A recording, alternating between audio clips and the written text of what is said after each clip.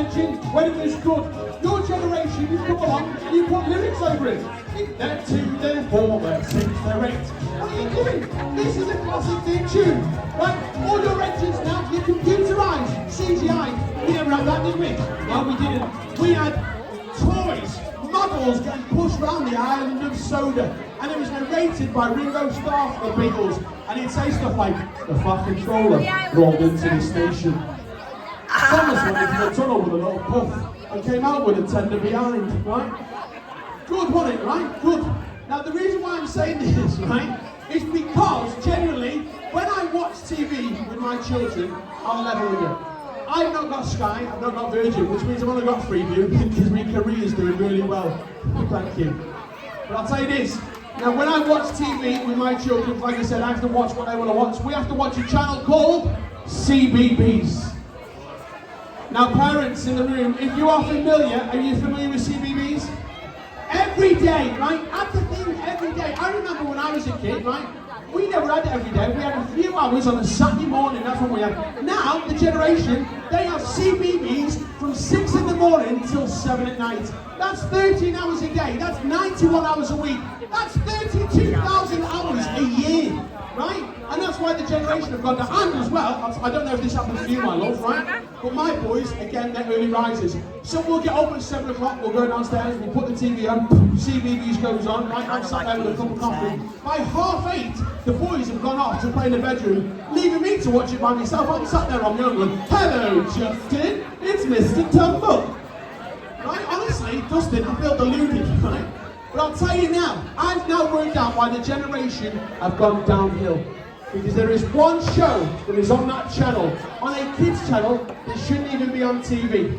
Now, if you've watched CBeebies before, I'm going to let you lot guess what it is. So it's on CBeebies, it's on during the bedtime hour, so between 6 and 7 at night.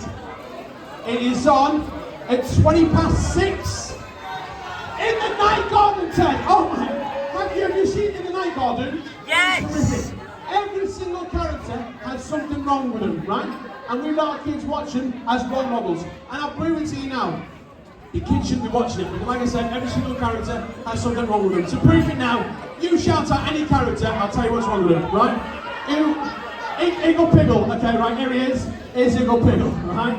Do you all recognise Iggle Piggle, right? Yeah. Iggle Piggle, you all go, oh, he's cute, he's harmless. He's not, he's a menace, right? He's a menace because, right, at the end of every episode, when everyone goes to bed, he never does he? He never goes to bed. That's why kids think they can play for time, because he's never in bed.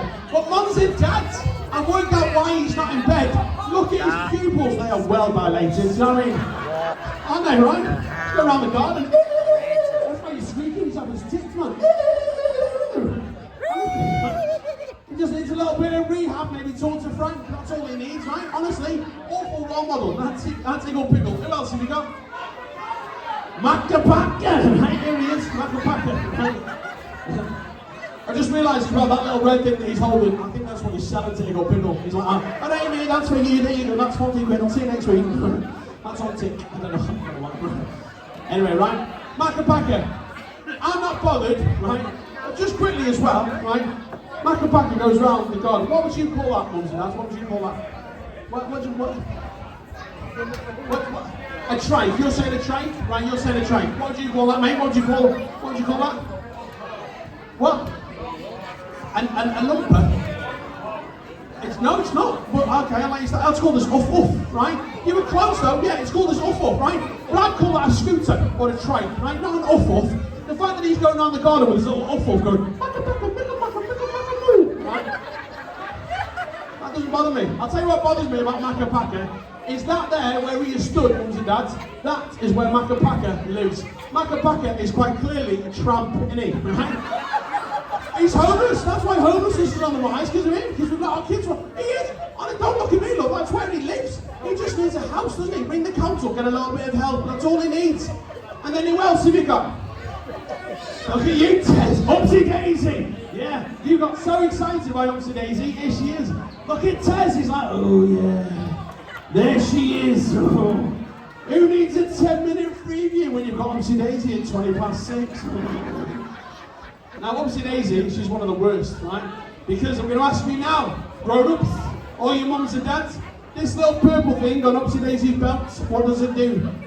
Of course you know, Tez. Of course you know, right? You've got that on catch-up, you've got it on repeat. There we go, yeah.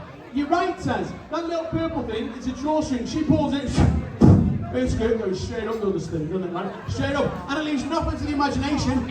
And then she starts going around the garden, kicking her legs, flashing her knickers. She has got a bed on wheels. Is she on the game? Is she? Don't look at me, I never wrote the show, you're judging me. Honestly, that's all. Hiccup Pickle's like, hello, is Auntie Daisy ringing Reid? Macapacker's going like a pickle, that's going to cost you 50 quid, right? Honestly, right? Awful. And then you've got the three siblings, the three brothers and sisters, you want to know their names? Right? Tell me names, right? These three here, right? Look at that one in the middle, how freaky is he? Like,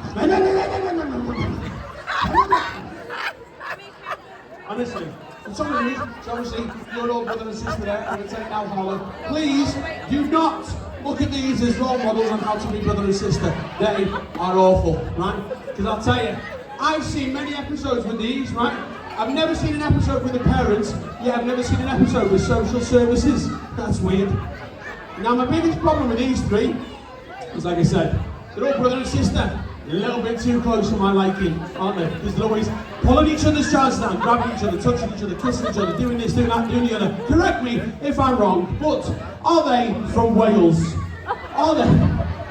Are they? Just walking on going, alright, my mother's also my sister. High six, weird, innit? Weird, right? Now, there's two little families, and this is what makes the show the worst of the worst. Because there's two little families, right? Pontypines, look at you, fella, right? The Pontypines, you know the other family? Wattingers, look at you, Dustin, right? You're the quiz team, boom, right? These two families here, the Pontypines and the Wattingers. Do me a favour, mums and dads, count them out for us. Because you can quite clearly see now that we've got 10 Pontypines, 10 Wattingers. 2 adults, 8 kids. 2 adults, 8 kids. My problem with these two families is where they live. Have you seen where they live? They live right here. In a attached house. The Pontypines one side, the Wattingers the other. That doesn't say in the night garden, that screams Benefit Street. Right? Honestly. And we've let our kids watch this for many, many years. But I think what we should do now, right?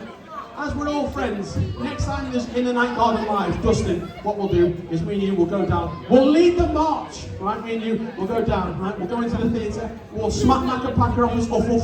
Say that, right? We'll take Eagle Pickle out with us because he's up for a laugh, isn't he? And Tez, whatever you do with Upsy Daisy, I'm not being a witness to, I'm not getting involved. I'm not bothered. Anyway, ladies and gents, right? Thank you so much for letting me ramble on, but I'm going to have to go now because I've left the kids in the car, so... No, I can't. I've got to go because the kids are in the car, but I've left the window open, so please don't judge me on that one, right? But I'm going to say this, right, ladies and gents, you have been an absolutely incredible audience. If anybody is on social media, right, and you want to give me a follow, please do feel free. It's Filbreed Comedy across all social media platforms. It'd be great to see you again soon. If you don't want to follow me, then that's fine, love, because I'm going to follow you home. Yeah. You're going to hide in your bush. No, garden. I mean, why are you laughing at that? Garden, that's what I meant. Anyway, right, before this gets smutty. Whatever she's up for, I'm ginger. I'll take anything. Right? Well, ladies and gents, thank you so much for listening to me. Before I go, who's been on a quick cheer? Who's been to Caligram before? Give me a cheer.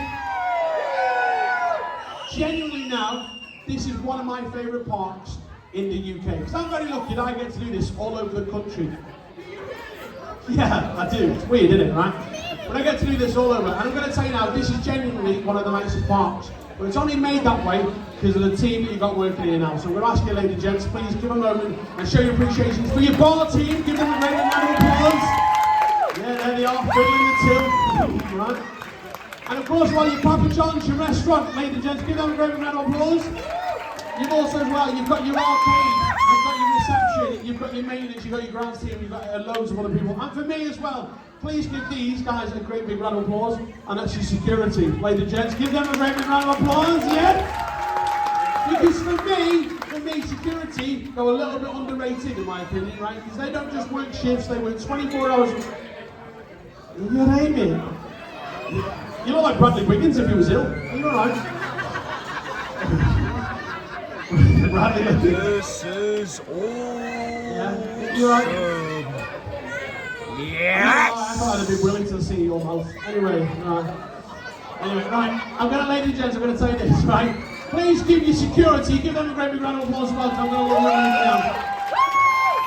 But also, I can only do what I do with the help of your entertainment team. You've got an absolutely sensational entertainment team here, ladies and gentlemen. Please give Darren and the team, give them a great big round of applause. Yeah. You can't, right? Right, I shouldn't really tell you this, but I'm going to tell you this because we're all friends, right? You've been an amazing audience. But ladies and gents, I found out some amazing news this evening. When I arrived, right, and I was in my dressing room, I'll be honest, I've been in bigger women. But anyway, right, when I was in my dressing room, I found out some amazing news that one of your female entertainment members is pregnant. Ladies and gents, massive congratulations, yeah! Yes! I mean, I've not decided which one yet, but they're fit, aren't they? They're all right. And on that note, I'm going to love you and leave you, right? Enjoy the rest of your evening. My name's beautiful Reid. Take it easy. Alright, my man, everybody, welcome to Reid. One more time, my man, beautiful Reid. We have not come to the end of your main stage entertainment just yet. Coming up next, we've got the master DJ taking to the stage. Now, one of your entertainment cast will be behind the mask. And you've just got to guess who is behind that mask. In the meantime, we're going to have a short disco break, and I'm going to leave you